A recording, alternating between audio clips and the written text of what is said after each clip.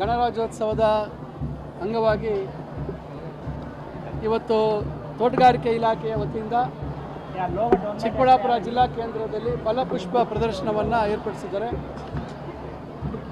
ಇದು ಒಂದು ರೀತಿ ವಿನೂತನವಾಗಿ ಜಿಲ್ಲಾ ಮಟ್ಟದಲ್ಲಿ ಕಾರ್ಯಕ್ರಮ ಹಮ್ಮಿಕೊಳ್ತಾ ಇರ್ತಕ್ಕಂಥದ್ದು ನಿಜವಾಗ್ಲೂ ಶ್ಲಾಘನೀಯ, ಅಭಿನಂದನೀಯ.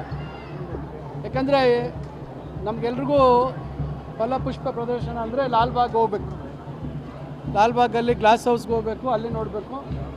ಆದರೆ ಇವತ್ತು ಜನ ಗ್ರಾಮೀಣ ಪ್ರದೇಶದಲ್ಲಿರ್ಬೋದು, ನಗರ ಪ್ರದೇಶದಲ್ಲಿರ್ಬೋದು, ಹೆಚ್ಚು ಇವತ್ತು ರೈತರಿಂದ ಹಿಡಿದು ಸಾಮಾನ್ಯ ಜನರು, ರೈತರು ವಿವಿಧ ರೀತಿಯಾದಂಥ ಫಲಗಳನ್ನು ಬೆಳೀತಕ್ಕಂಥದ್ದಿರ್ಬೋದು. ಇನ್ನು ಪುಷ್ಪಗಳ ವಿಚಾರದಲ್ಲಿ ತಮಗೆ ಗೊತ್ತಿದೆ, ಮದುವೆ ಸಮಾರಂಭಗಳಲ್ಲಿ ಇವತ್ತು ಯಾವ ಮಟ್ಟಕ್ಕೆ ಇವತ್ತು ಪುಷ್ಪಗಳ ಒಂದು ಪ್ರದರ್ಶನ ಆಗುತ್ತೆ, ಹಣ ಎಷ್ಟು ಖರ್ಚು ಮಾಡ್ತಾರೆ ಅಂತಕ್ಕಂಥದ್ದು.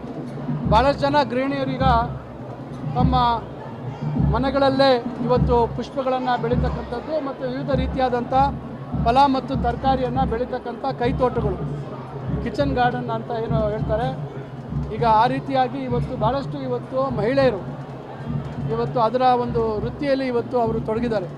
ಇಂಥ ಸಂದರ್ಭದಲ್ಲಿ ಈ ಭಾಗಕ್ಕೆ ಈ ಒಂದು ಪ್ರದರ್ಶನ ತಂದಿರತಕ್ಕಂಥದ್ದು ಭಾಳ ಉತ್ತಮವಾದಂಥ ಬೆಳವಣಿಗೆ. ಇದರ ಸದುಪಯೋಗ ಚಿಕ್ಕಬಳ್ಳಾಪುರ ನಗರದ ಜನತೆ ಮತ್ತು ಜಿಲ್ಲೆಯ ತಾಲೂಕಿನ ಈ ಜನತೆ ಎಲ್ಲರೂ ಉಪಯೋಗಿಸ್ಕೋಬೇಕು ಅಂತಕ್ಕಂಥ ಮನವಿಯನ್ನು ಈ ಸಂದರ್ಭದಲ್ಲಿ ಮಾಡ್ತಾಯಿದ್ದೀನಿ. ಬೆಳಗ್ಗೆ 10ರಿಂದ ರಾತ್ರಿ 8 ಗಂಟೆವರೆಗೂ ಇದು ಮುಕ್ತವಾಗಿರ್ತದೆ, ಜನ ಬಂದು ಹೋಗ್ಬೋದು, ಇದರ ಪ್ರದರ್ಶನವನ್ನು ಗಮನಿಸ್ಬೋದು ಅಂತಕ್ಕಂಥ ಮಾತನ್ನು ಹೇಳ್ತಾ ಇದ್ದೀನಿ. 75ನೇ ಗಣರಾಜ್ಯೋತ್ಸವ ಸಂಭ್ರಮವನ್ನು ಚಿಕ್ಕಬಳ್ಳಾಪುರ ಜಿಲ್ಲಾ ಕೇಂದ್ರದಲ್ಲಿ ಅದ್ದೂರಿಯಾಗಿ ಆಚರಿಸಲಾಯಿತು.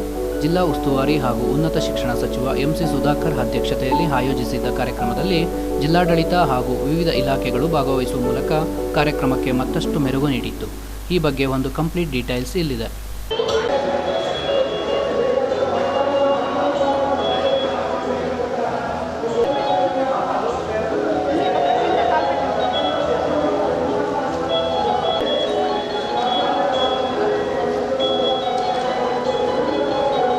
ಜಿಲ್ಲಾಡಳಿತ ಹಾಗೂ ತೋಟಗಾರಿಕೆ ಇಲಾಖೆ ವತಿಯಿಂದ ಅದ್ದೂರಿ ಫಲಪುಷ್ಪ ಪ್ರದರ್ಶನ ಕಾರ್ಯಕ್ರಮವನ್ನು ಆಯೋಜಿಸಲಾಗಿತ್ತು.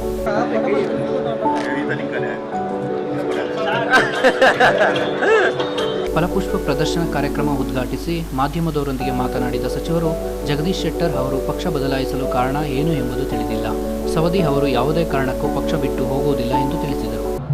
ನೋಡಿ, ಈಗ ಜಗದೀಶ್ ಶೆಟ್ಟರ್ ಸಾಹೇಬರು ಮುಖ್ಯಮಂತ್ರಿಗಳಾಗಿದ್ದಂಥವರು ಈ ರಾಜ್ಯದಲ್ಲಿ.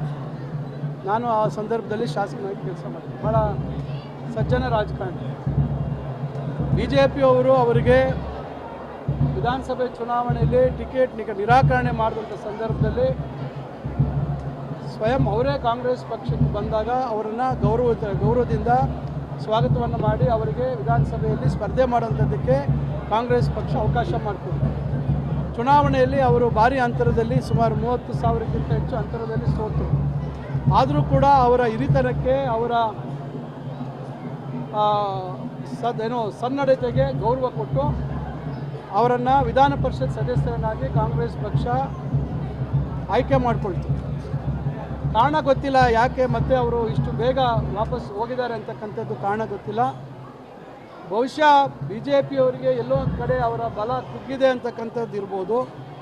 ಅದರಿಂದ ಅವರು ಹಿಂದೆ ಅವರೇ ನಿರಾಕರಿಸಿರ್ತಕ್ಕಂಥವರನ್ನು ಮತ್ತೆ ಸೇರ್ಪಡೆ ಮಾಡಿಕೊಳ್ತಾ ಇದ್ದಾರೆ ಅಂತಕ್ಕಂಥದ್ದು ನೋಡಿದಾಗ ಕಾಂಗ್ರೆಸ್ ಪಕ್ಷ ತನ್ನ 5 ಗ್ಯಾರಂಟಿಗಳನ್ನು ಯಶಸ್ವಿಯಾಗಿ ಅನುಷ್ಠಾನ ಮಾಡಿದ ಮೇಲೆ ಈ ರಾಜ್ಯದ ಜನರ ಮನಸ್ಸಿನಲ್ಲಿ ಕಾಂಗ್ರೆಸ್ ಪಕ್ಷ ಇದೆ ಅಂತಕ್ಕಂಥ ಒಂದು ಕಾರಣದಿಂದ ಬಹುಶಃ ಅವರು ಈ ರೀತಿ ಆಪರೇಷನ್ನು ಮಾಡುವಂಥ ಪ್ರಯತ್ನ ಮಾಡಿರ್ಬೋದು.